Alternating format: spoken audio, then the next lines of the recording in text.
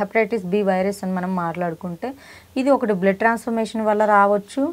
And ఇంకొకటి చూసుకుంటే unprotected intercourses వల్ల రావచ్చు. అంటే ఒక ఒక అంటే అన్‌ప్రొటెక్టెడ్ ఇంటర్‌కోర్సెస్ వల్ల అంటే not only male and female, male to male, female to female, male to female and male to trans and trans to female and lesbians. So type of peoples, gays.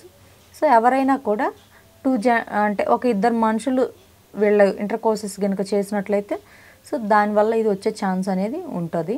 So అయితే hepatitis బిని మనం చూసుకుంటే ఇది మనకి కొన్ని రోజుల తర్వాత మనకి skin, nails, కళ్ళు అంటే ఐస్ ఇవన్నీ కూడా మనకి యెల్లోయిష్‌గా అయిపోతాయి జబ్బు ముదిరే కొద్దీ. స్టార్టింగ్‌లో ఇది మనకు ఉన్నట్లు కూడా తెలీదు. దీన్ని one of the silent killing disease అని కూడా మనం చెప్పుకోవచ్చు.